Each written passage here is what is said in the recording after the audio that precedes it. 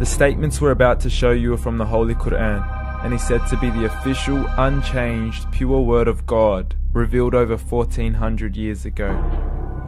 Claiming to be the word of God is a heavy statement, and without proof, or if a single contradiction is found within the book, the apparent word of God will be proven false. So without further ado, let's put the book to the test. In the 23rd chapter, titled The Believers, from the 12th to the 14th verses, God is said to give a detailed description of how the human being is formed. It begins by saying, "We then placed him as a sperm drop in a place of settlement, firmly fixed. Then we made the drop into a alaqa." We will translate this word very soon. "And then we changed the alaqa into a lump. Then we made out of that lump into bones. And then we clothed the bones with flesh. Then we caused him to grow and come into being and attain the definitive human form." In the 21st century, we can now safely say that this verse is clearly describing the process of human development in correct chronological order. However, what we should be paying attention to in particular is the second stage, referring to the development of the embryo. The specific word used to describe the embryo in this verse is the word alaqa. The word alaqa, when translated into English, can mean three separate things.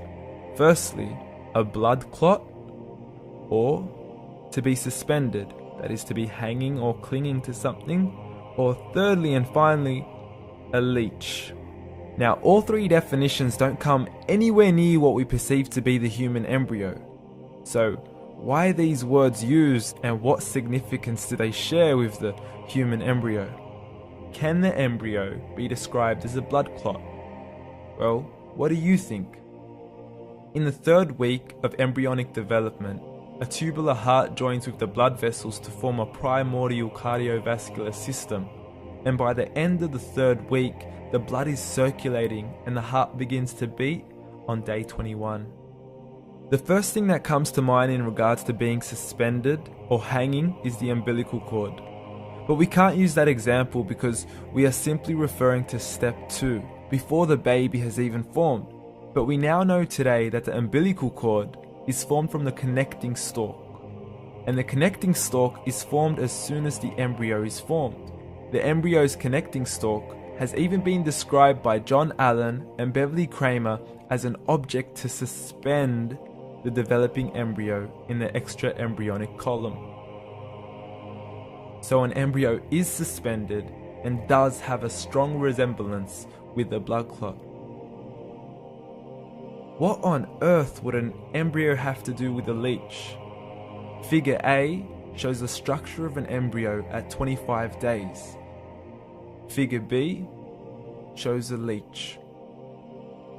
Now please note once again that the embryo in this stage is no greater than the size of a kernel of wheat.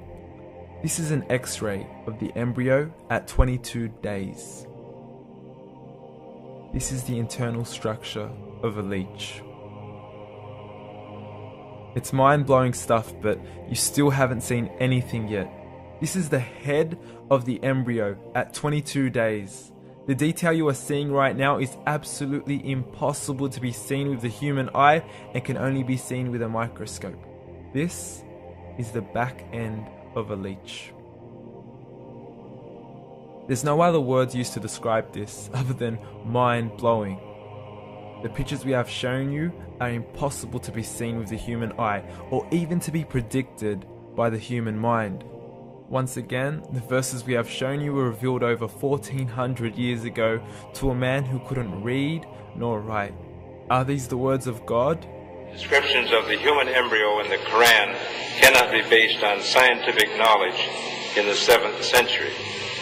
The only reasonable conclusion is that these descriptions were revealed to Muhammad from God, from God, from God, from God.